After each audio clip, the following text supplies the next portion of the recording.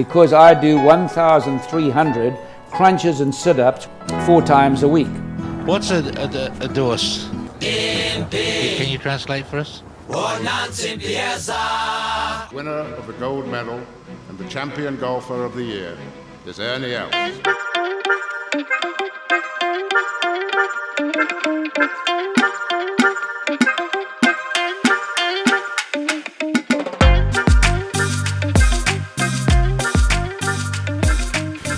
Ladies and gentlemen, good morning, good evening, whenever you're listening to this. Welcome back to the Goat Track. Johannes Veerman wins the Nedbank Challenge. JDV and Fuad joining me once again. We are not sitting on the 18th fairway this evening, gents. We are actually sitting in our campsite. More on that later. But beautiful scenario, beautiful evening here. JDV, how was your day? Epic day. Always a great day regardless of what the result is, even if Aldrich chokes himself to death there at the end. But epic being at the Nedbank. What a tournament. What a finish. Even if it's not the finish we wanted, I had a cracker of a day today. Yeah, I mean, I think probably worth just getting out ahead of it. Of course, there's a lot of disappointment that Aldrich didn't win. But I think regardless of that, you'll hear from everyone that it was still an unbelievable day and an unbelievable, exciting back nine, let's be honest. Fuad, joining us as well. Good day out there.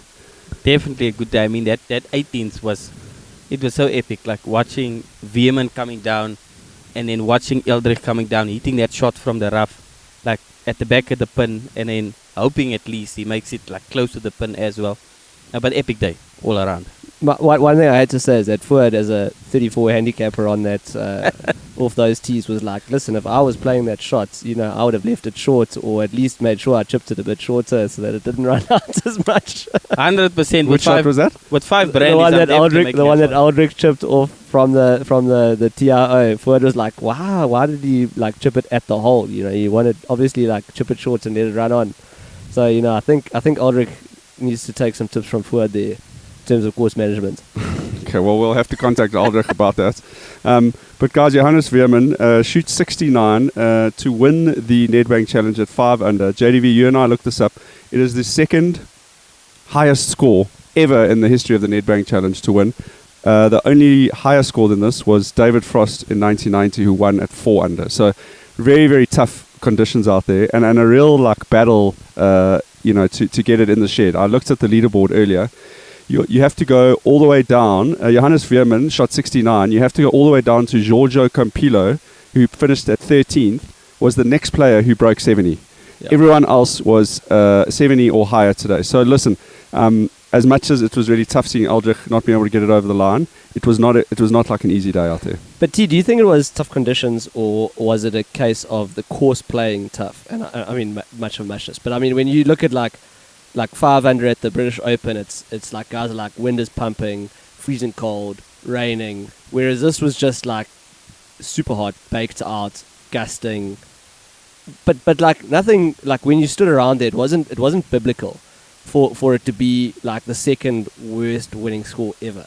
You know what I mean? It wasn't a biblical condition situation. So I think that because we have so much history and data on this golf course, we went and looked. Ernie Els, I think, has the scoring record here at like 24 or 25 under. Okay, and the golf course hasn't really changed all that much. Maybe it's been lengthened a little bit here and there. So I would say that this golf course is such an exacting test that when you have conditions like the guys had this week, where it was firm and fast, it was hot, and there was these swirling winds, it puts a huge amount of pressure on these players. You really, we spoke about it yesterday, with these, some of the tee shots you have to hit here, and the shape of these greens, if you're not 100% on your game, you get punished at this golf course.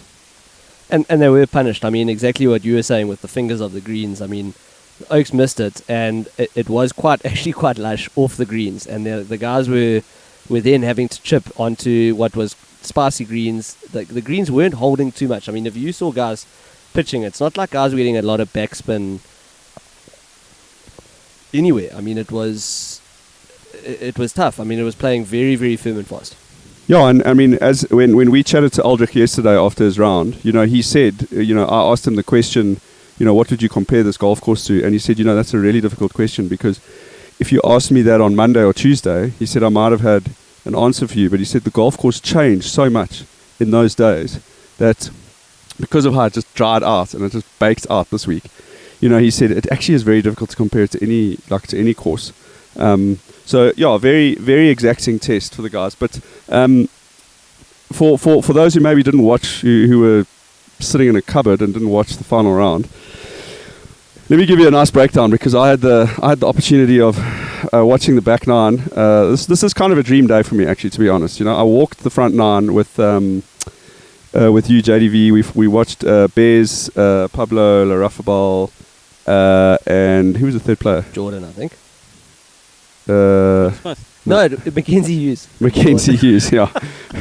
Yeah, Mackenzie they were getting bleak about his no name brand, Mackenzie Hughes. But so we walked the front nine. We got to the ninth hole. We had a couple of beers. We watched the guys come in the ninth, the leading groups, and then we went our separate ways. I went and wined and dined myself in the corporate tent above 18, and decided that I would just watch the rest of the golf there. And that gave me the opportunity to put together a really nice blow by blow for you guys. So I'm going to give it to you here. So, guys, back nine. I'm going to AP. We're going to call him AP. Begins back nine with a one-shot lead over Jordan and two others who are two back. That's Jordan Smith and Johannes Veerman. Matt Jordan, inexplicably on the 10th, puts it in the bunker for 2 and then leaves it in the bunker on 10 again, which was a really weird shot. I don't know if you guys saw that, but looked like a really easy bunker shot, completely chunked it basically in the bunker. And AP birdies the 10th, and suddenly it was a 3-shot lead again over Jordan and Langestein. Then Johannes Veerman birdies the we call him Langestein. It's Langesky or whatever. Romain Langask, but we call him Langestein. I think Langestein is the new. We're settling on Langestein, and in fact, his initials are SQ because Langesteins are always SQ. Okay, so everyone knows now it's SQ. I might have to update my copy here. Veerman then birdies the 14th to move within 2, while AP dumps it in the bunker on 12. This would turn out to be a pivotal moment in the day. Okay. AP then hits it long from the bunker. He really took on like a heroic shot there. And we can get to AP's decision making here, but it really wasn't a shot to play with a 3-shot lead. Hits it way long of 12. He then chunks his next chip. His 4th chip goes past the hole to 8 feet, and he can't sink the putt after that, suddenly taking a triple bogey 6 on the par 3, and Veerman all of a sudden leads by 1. AP then just missed a birdie putt on 13, while Veerman parred 15, and then Veerman kind of inexplicably 3-putted 16, and all of a sudden we had a 4-way tie. Sorry, Veerman inexplicably 3-putting 16. Can I just quickly jump in there? We were on 16 for most that day. Everyone was misreading that pin on 16. Where it was and where everyone was putting from, it looked like it was coming left to right, and it looked like it was a ball or 2 balls left to right. It was a dead straight putt. And actually Aldrich also made a bogey there doing the exact same thing. And Sean said, Sean was saying, well, what is the etiquette of a fan shouting to the players like what the line is? It's a ball left. No, I'm pretty sure they wouldn't listen to you. But that's exactly what I was saying. Like, so Sean was like, you need an agent or something. So Sean was like, can I just shout it's a straight putt? And I'm like, don't shout it's a straight putt. Like, and he's like, well, what are the Oaks going to do? Are they going to be bleak, whatever? I'm like, probably they'll be annoyed and like they might just disregard you. But it was a real thing. Every single player that we watched, and we probably watched 5 or 6 3 balls come through there, and Sean had watched a bunch before that, and everyone had misread that. So as far as I understand, players are not allowed to take any advice on the golf course outside of from their caddy. So whether that's like a swing tip or whatever. So of course, as a fan, you could shout it. It's up to the player to decide how much of that they want to filter out or not. So I mean, so what do you think? You couldn't have an agent go there and like tell the guy it's like a ball left. But genuinely, I mean, like if someone had been like straight putt, it looks left to right, straight putt. Everyone we never saw a single person make that putt, and we never saw a single person miss it right. It was everyone misread it. Okay, JDV, I'm just going to finish my little summary here. Sorry. Gosh, where was I? Suddenly then we had a 4-way tie at 5 under between Jordan, Langestein, aka SQ, AP and Veerman. AP then on the 14th, he hit it just over the green on the 14th. He was pondering between chipping and putting. And you could see, obviously, because of what happened on 12, he was like, it was a sort of chip that guys would try and make for eagle. And you could see him and his caddy had a long chat about it, and he decided to go for the putt, which is the safer option to try and make the birdie. But yeah, anyway, probably the right play in that moment, but he opted for the simple up and down, and he took the lead at 6 under. Veerman then had a good look at birdie on 17, but he left it well short. It was a really bad putt, actually. Moving up to 15, guys, AP hits a 350-yard 2-iron. I'm not even fucking shitting you. It was 350 yards. He had 100 yards left to the green, and this was, he made an error on 12, and that'll be the one guys will focus on, where he made a 6. But honestly, this was one of his worst shots of the day. It was 100 yards out, and he airmailed 15 green by like 10 yards, 10 meters. Funny enough, Matt Jordan did exactly the same thing. So there was obviously something going on that the guys couldn't work out what to do. But both of them had really bad shots in there. AP got up and down. He made like a 15-footer to get up and down for par. AP then on 16 with a horrible boarding school bathroom tug left into the bunker, and probably a 4 out of 10 bunker shot, which resulted in a bogey. And suddenly we're back to a 3-way tie at 5 under. Then on 17, Langestein went long of the green, and he couldn't get up and down, and he fell back to 4 under. AP's now playing 17. He drove it into the right rough. I thought it wasn't looking good, considering where he was yesterday, and he almost hit it into the hazard. Hit one of his better shots of the day then, honestly. Beautifully judged. It was downwind. He was in the rough. He had to land it almost on the front of the green, on like an island green. And he hit it to like 11 feet, and this was really his opportunity to make a statement in the tournament. Pulled his putt left, didn't even trouble the hole. Suddenly now you need a par on 18, which, as we know, is playing, the whole week it's playing as one of the top 4 hardest holes on the golf course. What was it playing as like the hardest hole for today? We had a look at it. I think it was the 3rd hardest hole today. Okay. Yeah. AP hits it into the right rough. According to the shot tracer thing, he left himself 218 yards to the pin. He hit it exactly the worst place that you could hit it, essentially right of the green, with leaving himself no room to work with. By the way, his ball landed right in front of the Black Knight, aka Gary Player, who jumped up from his chair to check the lie, and he didn't look that happy once he stood up. AP then took a free drop because the grandstand was in his way. Couldn't get up and down, and Johannes Veerman won the golf tournament. So that was the breakdown, guys. And there was, it was a huge, it was like someone fucking pinning a balloon, the 18. The guys were literally chanting Aldrich, Aldrich as he was coming up 18, and tough for him. So I want to ask you, JDV, thoughts on AP's performance today? Terence, if the Oak had shot even par today, and bearing in mind, I understand it was tough, but it wasn't. Again, I wasn't playing it, so I don't know how ridiculously tough it was. But if he had shot even par, he would have won by 2 shots. So he was 7 under yesterday, 5 under wins it. Like you've got a bogey to play with actually, and I think that triple bogey was the writing on the wall. So I don't know if it's a course management thing. I know he's a aggressive player, but do you not think it's maybe he's going to get that experience to be like, okay, well, maybe not aggression all the time is the right thing to do? It was interesting yesterday, JDV, when we were listening to him being interviewed. He made the comments, Fuad. He said he spoke about how the fact that this was a no-cuts event felt like it actually freed him up this week, and that's why he felt like he'd played really well through 3 rounds. He felt like it could be aggressive.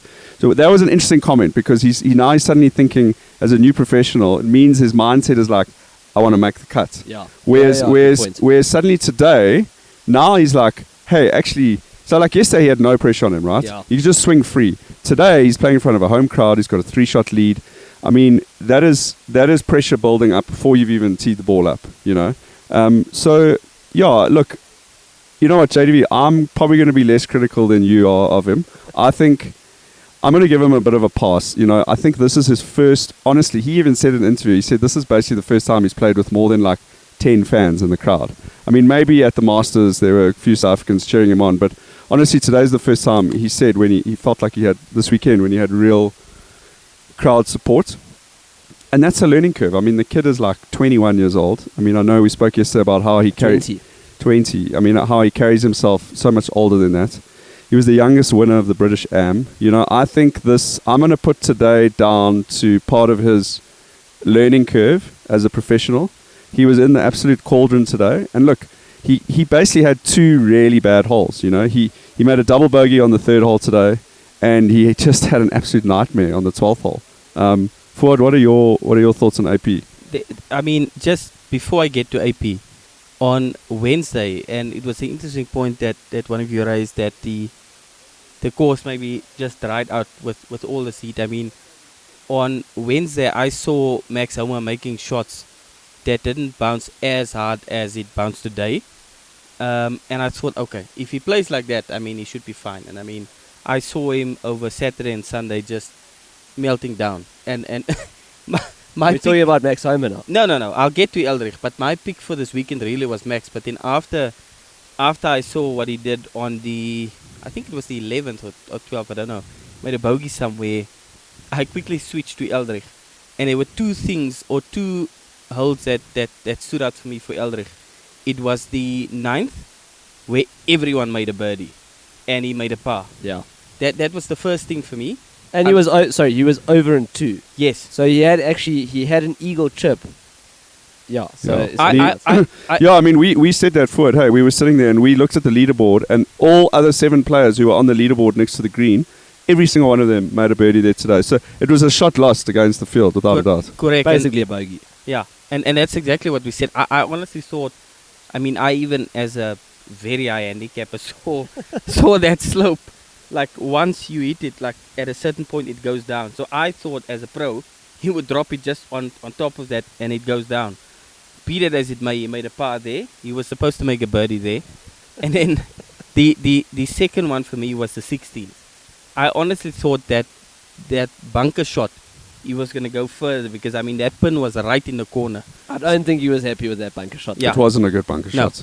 He looked like he hit it a bit fat. The 16th was a tough scene though, Terrence. The 16th was a hard hole the whole week. But it was also like tough. Like, guys were very noisy on the 16th. When you say guys, anyone in particular? But it was also hectic. I mean, like, yeah. I mean, the one takeaway was one of the Oaks was about to putt, and as he was about to putt, he Oaks were watching on the TV on the 16th, and guys cheered, "Way!" and the Oak missed the putt, and someone in the thing was like, "Near fuck man, drunk tafel," and then the drunk table got up and left after that, which was good. But look, the fact of the matter is that hole was playing really hard the whole week. Like, and yeah, on the green, the guys are hearing what's going on in the beer tent for sure. But I could probably name 3 good tee shots I saw on the 16th the whole week, and that tee box is miles from that tent. So 200 meter. The guys, it is a tough hole. Like, and the wind was pretty much across the whole week. I mean, it was a really tough hole, but. Yeah, it was a horrible tug from AP today on that hole. So I want to sort of focus on some of the positives that I saw from him. Like, guys, he's a legit fucking ball striker. I mean, seeing him in person, you watch him on TV and you see the highlights on that, but just watching him, like following him around these last 2 days, my goodness, he is just like the epitome of like a really good ball striker. Hits it an absolute mile. And yes, he had a couple of mares today around the greens. But I also did see some short game touch from him over the weekend, which really impressed me. Like yesterday, he made an incredible up and down on the 8th hole and like showed some real like class with his short game. So I'm taking like a glass half full vibe with AP. I'm going to put this down to learning. And yeah, look, okay. Wrapping up the chat on AP, unless you guys want to, there's something specific else you want to throw in. I've got one more specific thing. Okay, one more specific thing, and then I want to ask you a question about him. So I was going to say he's got a bit of a Rory when Rory was that age, Tim, and like in terms of his physique and like the way he goes about it, like aggressive play, a little bit like puppy fetish. I don't know if I'm Frank Lepora, what was his name? Go look at our Instagram for Jacques' comp Frank for Lepora, AP. Yeah, but you know what I mean? Like I've got a feeling Frank Lap. Francis Lepena, guys, go look up Francis Lepena on Instagram and have a good laugh. But you know what I mean? Like I don't know if that's going to be the same comp, but like talent and like shedding that. And again, I'm like very. That's actually a really good point. Yeah, I'm there's very that bit of nervous. there's that bit of that like little chubbiness But I'm very about it. nervous to like have a go at Oaks that I've got puppy fat because I've still got my puppy fats at 36. but like I do feel I don't think that's puppy fat anymore, boy. whatever, Terence, it is puppy fat. Like I'm gonna become a big old dog later. But it does feel like he is gonna potentially like get a dietitian and get like a coach and the rest of it, and he could be like Rory's, that like super ripped oak with all that talent. Yeah. But I'm not saying that that's holding him back or anything. I'm just like it's a comp. It's a comp thing to look at. And that's a good point in that. When after we did our podcast last night, I said to you guys, we went to go get some takeaways inside the Sun City shopping centre there, and we saw Aldrich with his whole family. He was at Rockamama's. They were smashing hamburgers and fries, and look, I'm not judging Oaks, whatever, but I loved that scene of like him. He's just played in like 41-degree heat. He's shot 66. He's still in his golf clothes, Oaks. He still had his hat on. He still had his same clothes on. I'm pretty sure he had his golf shoes on, and he was there with his whole family, and they looked like they were having the best time. They had a couple of beers at the table. They were having burgers and fries, and I was like, you know what? I like this kid. Like he just looks like a wholesome guy to like root for, So was it Dietrich that was pushing his kid in the pram afterwards as well? It definitely we saw Thomas Dietrich, and it was a very different scene, looking a bit miserable. After he dropped me with my bet, but I mean, I'll never bet on him again. Okay, so JDV, Aldrich Potgieter, number of majors, over or under 1.5. What are you going, over or under? Sure, 1.5. So you're saying 2 is like, okay, so I'm going under. So you're saying he'll win 1 or less major? Correct. Okay. I'm gonna go over. I'm honestly seeing something super special in this guy. I'm with you there, Terence. I'm gonna go over. So we can play back this tape in a couple of years. But that's my. I think 1.5 is my number for him. What? We'll play it back in 50 years' time, and I'll do a little victory dance. Guys, JDV going down the top 10 now. Something in my ear. What is that? Sorry, Oaks, we are literally in a campsite recording this. Okay, Johannes Veerman 1 at -4. We had Aldrich Potgieter. Hang on, T. Can we just talk a little bit more about Johannes Veerman? I mean, we've spoken about Aldrich Potgieter, who's come second for like 20 minutes. Just quickly, Johannes Veerman is like doing what Brooks Koepka did, which is like go on to the DP World Tour, go on to the European Tour, and like dominate and show like the Americans there's a different way to do things. And he was properly emotional about winning today. And like, again, I know we said that it means a lot to South Africans when they win. And it does, but it means a lot to guys that aren't South African when they win as well, obviously, when you look at like what his reaction was. 100%. I mean, honestly, the Oak has been way off my radar. And the first time I was really like, he really pricked my ears up, I think was at the DP World Tour like finale. And I was like, whoa, this Oak is a freaking legit ball striker. Like he has a proper swing. He's actually he's pretty tall, eh? Like when we saw him on the tee box today, I was like, wow, he's a lot taller than like he looked on TV. Sean said like his legs look like they start at his armpits. He's got super long legs. I had a message from Ben Kopinski. I sent him the video of Aldrich missing his putt. And he said, yeah, shame, I really feel for the guy. But it's lucky for Johannes, though. He's lived his whole life in America with a South African name, so he probably deserves this. Shout out, Ben. That's a good comment. So, yeah, I mean, let's see what happens, eh? I mean, he looks like he's got a properly legit game. He didn't get a PGA Tour card, right? Like, he's going to be like a top DP World Tour player next year. Is that what we're dealing with? I think so. I'll have to double check, but yes, I hope so. Have to check the tape on Please, PGA Tour, don't take away all of our good players. Guys, moving down the leaderboard, Matthew Jordan finished in the tie for second with Langestein, Romain, SQ. I'm like a pretty big Matthew Jordan fan. Eh? Like, I really like his game. I think he kind of burst on the scene at the Open last year when he's a member of Royal Liverpool. And he got, I think he qualified for the Open there, and he finished in top 10. And he's a legit player. Like and it was like, if you asked me now, I would have gone, yeah, he's a great like links player. But wow, he showed like he can play this like high altitude, hot like target golf as well, and he's had a pretty good year on the DP World Tour. So shout out to Matthew Jordan. Fuad, I'm going to name some names here, and you must stop me and let me know your thoughts on some of these guys. So obviously we had Langestein. Langascade, by the way. SQ. We're just making it everyone think it's Langask. I think I'm pretty sure it's Langask. And this is probably a good opportunity to give a shout out to Hoff, because Hoff picked Langask, and I think he picked him as like his last man into his Golf Champs team.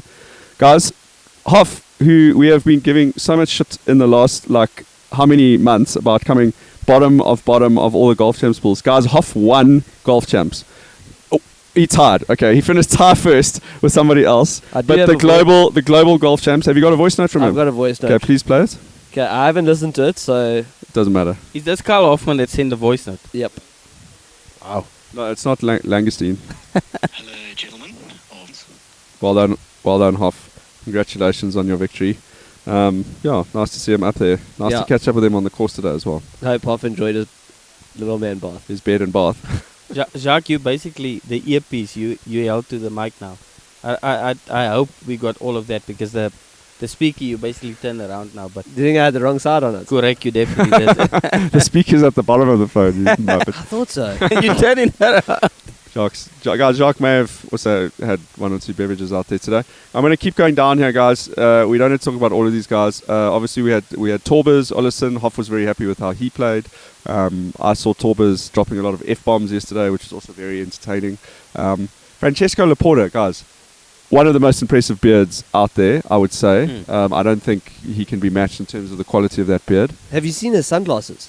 They have like a beak on them. They like it's pretty dystopian actually. He's got a very sick vibe. And yesterday, Jacques, you and I were witness to him. He got interviewed heavily by the media, and he was staring straight. It was Laporta, huh? Yeah. He was staring straight into the sun for like 10 minutes. And as soon as he finished the interviews, he was like, "I need an ice cream." Very sick. Very funny. Between him and Oki Stradum, they had the worst eyewear on, I think, of this. We this can get to entire Oki Stradum because I've got some takes on Oki. Guys, Jordan Smith. Jordan Smith is just like a perennial like top 15 European tour player. Huh? Like that guy always threatens. Like you see his name in the top 5 on like a Saturday afternoon, and then he just kind of always fades away. So yeah, I don't know. I whenever I see his name emerging, I'm not like ever worried about him. Mackenzie Hughes. Guys, there was honestly a little bit of controversy with Mackenzie Hughes out there. We did hear some players, like unnamed players, we'll say they're unnamed, but there was some bemoaning about his pace of play. I picked it up yesterday when his group was like a whole hole behind. And today, the group that he was in, let's just say the other two players were not that pleased with his speed out there. So that's something to monitor, JDV. All the way from Canada. Okay, let's keep going. We had Seabears. We followed Seabears in the front line today. Pretty entertaining, let's be honest. Seabears was great to watch. He was good quality the whole way around. Actually. Yeah. Like he's a good follower. He actually is passionate, eh? He's a passionate guy. I mean, he got a fried egg on the 6th hole today. And I said to Jacques or Smelly, I said he's not going to be happy about that when he gets to the green. And he got to the green, and there was a pretty big crowd there. And Fuad, he got to the green, and he stood there staring at his ball in the bunker, honestly, for like maybe a minute. And you could just see like the steam rising. And then he just lifted up the wedge that he had in his hand, and he just smashed his golf bag. Wow, like he was whipping a horse. And it was like, the whole crowd was like, awkward. Which you can understand, because he was properly in the mix at that stage, and he hit that fried egg and left it in the bunker. And I think that was pretty much the end of it. That was like, that put the brakes on his round. Yeah. But look, shout out Seabears. I love following that. Like, it was really good. Guys, Oki Stradum, we've got 3 more players. Okay, honestly, my take on Oki Stradum, when I see him playing, I feel like I'm looking at a guy who's like playing at a golf day that he's been invited to, and he kind of, the vibe that he gives off, even just his golf swing, is kind of like a 12 handicapper who's playing at like a round table sort of golf day. Do you know what I mean? Like I just can't fully buy into Oki Stradum being like a legit like world class player. No offense to you, Oki. I know you obviously are a world class player. personally can't buy into your aesthetic. Like, it's just not for me. Well, Terence, who was the guy that we saw? Johnston. We walked past him on the 10th when we were going on the 18th, and Terence was like, honestly, if that oak didn't have a caddy with his name on it, I wouldn't have known that he was a player. Like, I've never heard of that guy in my life, by the way. And if he didn't have a golf club in his hand, I would have thought he was literally a member of the crowd. Like, he did not look like a golfer. Terence was like, even if he's a member of the crowd, he's like not getting into like some of the. And then guys, last to Julian Gillet. I don't have a whole lot of text on him. He obviously had a pretty good week. And then Corey Connors. Got to give a shout out to Corey Connors. Obviously coming out to this event. I hope it's not a one-off. I hope he had a good time. I hope he comes back. Great player. It was awesome to see him in the flesh. Honestly, he hits his drives are just oh my god. The consistency of his drives are just amazing. And yesterday when I followed him, he was putting really well as well. I think he's like a pretty inconsistent putter. I think that's kind of what's been holding him back from like a big breakthrough. But man, he was putting well yesterday, and he just seems like a pretty level-headed guy. So he might be my favorite Canadian player, JDV. What are you panicking about there? I'm just having a look at the time. I'm always worried about the 2-hour top 100. No. Okay. Vibes. JDV, we're moving down our agenda now. There were some pretty obvious South African players who were missing from the event. I just want to get your take on like whether you think the makeup of the invites or the way they structure the categories for this event, as we said, there were quite a few European players there who, sure, maybe they qualified by like winning some like random like tournaments on the European tour, but is it better to have whoever hashtag Johnston, who I've never heard of in my life, or would it be better to have like the current top 5 from the Sunshine Tour, like a Casey, a John Broomhead, like do you feel like we could have a couple more local players in the event? I would love it, but I think it's the inverse of like what happens on the PGA Tour with sponsors exemptions, where your sponsors exemptions are like the best players. You're like, okay, well, we'll give you a sponsor exemption, we'll pay you some appearance fees, like come over and play, and like it's not like you're filling up the bottom with those players, you're filling up the top with those players. So that's why I don't think you get the opportunity to invite guys like Casey Jarvis and John Broomhead and the Oaks that you're looking to get into those fields. Okay, so let me read you a couple names, JDV. These are guys who finished higher than plus 15 for the tournament. Okay, Simon Forstrom, big name. Does that do it for you? Yeah. Jordan Gumberg, plus 17. Fuad, are you a big fan of Jordan? I saw him play, and I would definitely like one of the South Africans. I mean, my honest like someone being like not understanding like what the invites, how it works, how they invite players, which players they invite. I would have thought like for this event at least the top 10 South Africans they would have invited. I mean, that's a good point. Like top 10 South Africans, that's a good sponsors exemption. We're moving into Donny territory here, JDV. Okay, so the point is, guys, I think it would be great to have whether maybe it's the top 3 currently on the Order of Merit of the Sunshine Tour, or the top 5. We're not going to miss not having Grant Forrest, Daniel Gavins, and Jordan Gumberg. Let's be honest. Okay, moving on to the course. JDV, obviously we've spoken about the course quite a lot already. I mean, it was fucking dry. It's unbelievable how dry it was, and Aldrich confirmed with us how much the course changed over the week. It and was obviously firm and fast. Not as long as we thought it was. So that was a big thing. That the big takeaway we thought was like, oh, it's going to play so long. But like Aldrich said, it's like he's hitting it on 2 irons because it's not playing that long. So that's a very interesting aspect. No, I think it's not long, but it is long. It is long, but it's also very tight. And if you miss here, if you miss a fairway here, often you don't just go into like the rough. You go into like the proper rough, the Schlatini, where you either taking unplayable or you're hitting out sideways. JDV, I've heard a couple of opinions, people saying that so normally Gary Player plays they switch the 9s for the $1 million. Do you think they should switch the 9s for this tournament? So had they switched the 9s? So normally the front nine plays. So like the 18th hole today, that's normally the 9th hole when you play the course as a tourist. And I think also for the Sunshine Tour, they play that as the 9th hole, and then the 9th hole plays as the 18th. Do you think they should do that for the $1 million? Looking at the finish today, I think it probably vindicated the decision that it's the right one. I mean, it was great. It was a epically tight finish with like a difficult hole to finish. 100%. I don't even think it's a debate. I mean, it's one of the most iconic. Like we've been watching them finishing on that hole for like, I don't know, how many years are we at now? Almost 40 years. I just don't think there's a debate to be made. I think it's great having 16, 17, 18. As we saw today, Aldrich needed to play those holes in level par to win. If he'd done that, he would have won the tournament, and he couldn't do that. So I don't even think there's a debate to be made.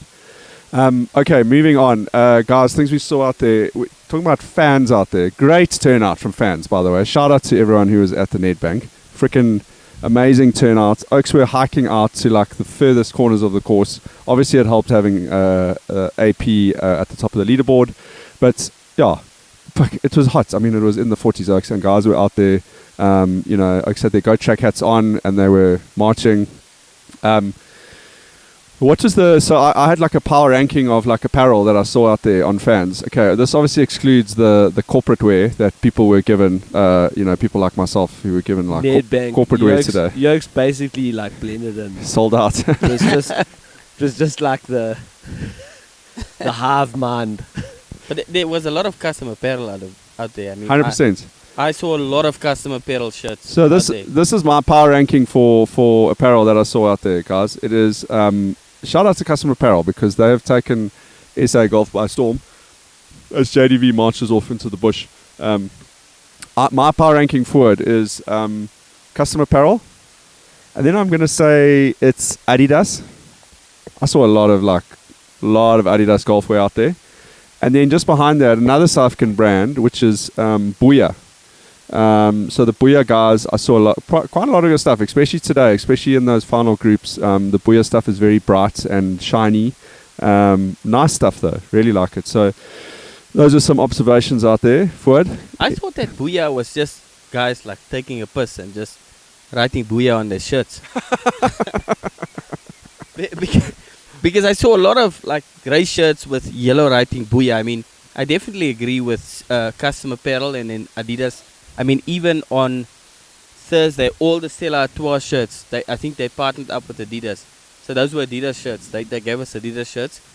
And then, I mean, Booyah, I honestly thought that was guys. So like Booyah is a local brand started up in Pretoria, as far as I understand. And they're doing very well. They retail their stuff in North America now. And they've got quite a lively kind of social media presence. So I saw a lot of their stuff out there today. But the Booyah guys, like the guys who are wearing Booyah shirts, it's interesting because they're like all very like built. Jimmy, I think they might have had some like proper ambassadors out there today. Cause is that the thing? I think so. Because the guys I saw out there today were like definitely not Oaks you wanted to mess with. They look like they may one day fight in the UFC. I'm not sure. 100%. Like the Booyah Oaks is like, if I wanted to get a medium shirt, I'm like, am I getting a medium like waist, like small waist, but like large arms, or how does it work? I don't know, JDV, but I think it's worth giving them a shout out because they are local Oaks, and you guys they do have they've got a lively little social media stuff. So guys, anything that's not these like big brands, we've got to give a shout out, and we did see a lot of their stuff out there today. Guys, we're moving into the last little segment here, which is general, like just general chats. I'm going to cross out pace of play. I think we've dealt with that already.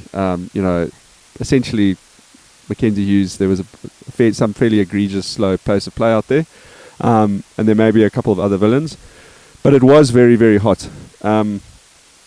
JDV, before I forget, I just want to give a shout out to Michael Flismus from Flismus Media, who Michael runs the media for the Sunshine Tour, for sorting us out with our media credentials this week. There's no real reason why Michael would have needed to say yes to our request. But from the beginning, Michael's been kind of been on our side, and he was very happy to have us at Glendower.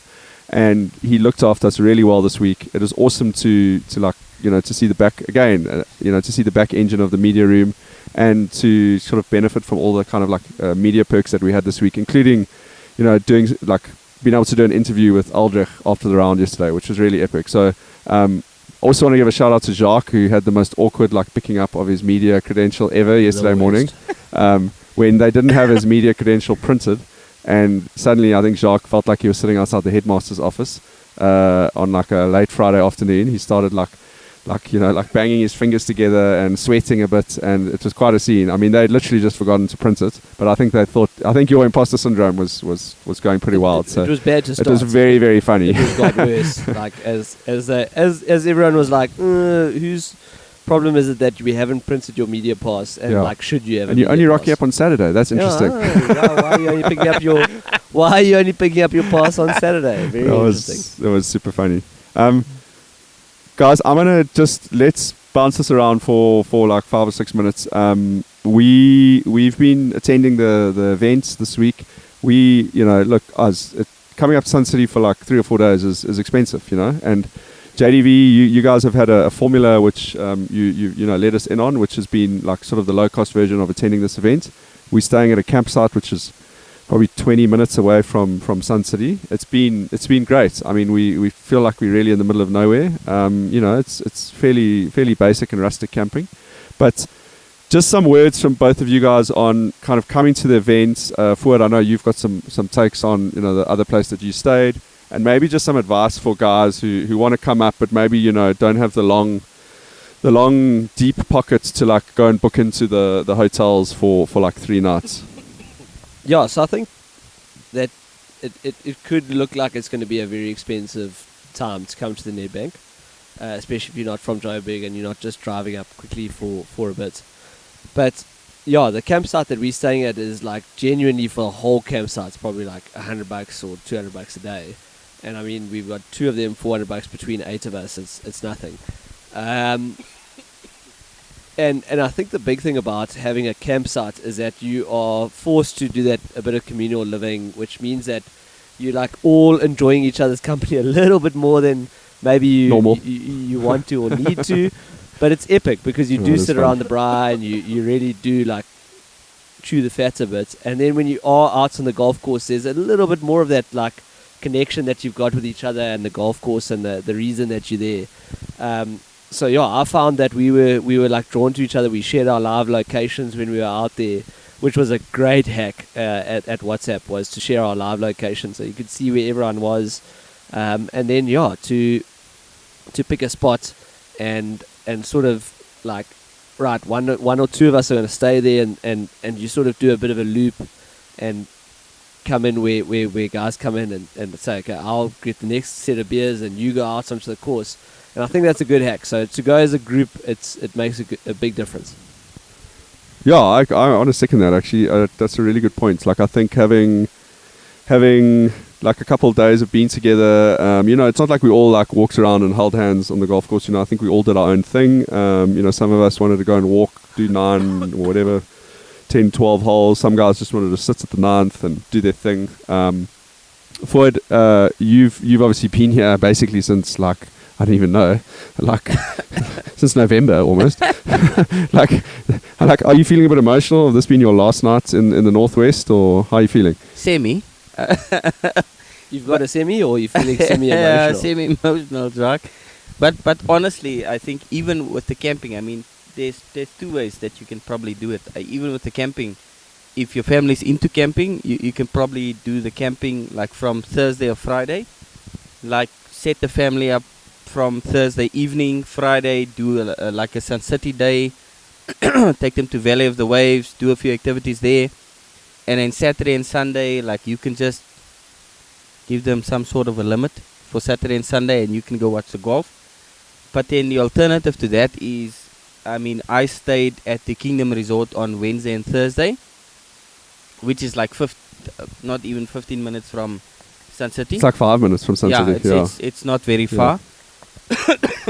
And I mean, that place is absolutely family friendly, where you can actually, like, even if you do Friday as a family day where you do Sun City and you explore, like you take the family out a bit, I mean, Saturday and Sunday, you can actually leave your family at the Kingdom and not even feel guilty about it because there's so many activities that they can do. There's a game drive that they can do. Maybe leave is the wrong word.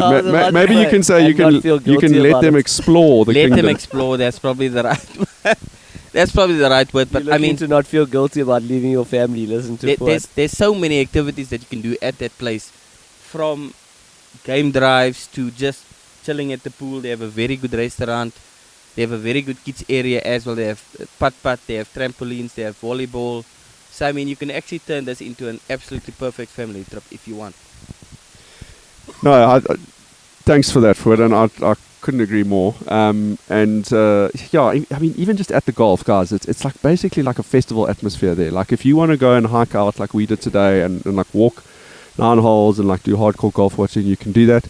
If you want to chill at the village and like sit under the trees, and there were tons of like kids running up and down, and like there's entertainment for them, there's putt-putts, there's so many things going on. You can do that as well. So like, yeah, I mean, like in short, like I think it's definitely like a trip worth making. Guys, to wrap up, we've discussed this weekend, JDV, and don't really have details now, but we are definitely going to be putting some sort of like itinerary together for like the SA Open in Durban next year in February. So if you want to come watch some live golf, we're going to maybe try and play some golf, then yeah, consider coming down to Durban. We'll try and put some sort of like, I don't know, itinerary or who knows, whatever, package or something together. But it's super fun watching live golf, and I think the SA Open at DCC is going to be epic. JDV, any parting thoughts? Yes, I love the Nedbank. I'm very thirsty. I've been drinking a lot, and it's been good. It's been absolutely epic spending time with the Oaks. And I think that's a big thing, is like, at the end of the day, if you come with a bunch of mates, like, even if you are by yourself for a lot of the holes and the rest of it, you still like meet up with guys and like hose yourselves. I mean, that's the one thing I said with my brother. We shared our live locations, and it always felt like he was player number 2 in Contra that like spawned out of nowhere. So I called him Spawn Sean. He just like popped up like, oh shit, yeah, Sean again. But yeah, it was super lekker. Thanks, bro. Right, guys, there's a fire that needs to be lit and some beers and brandy that needs to be drunk, so let the boys in.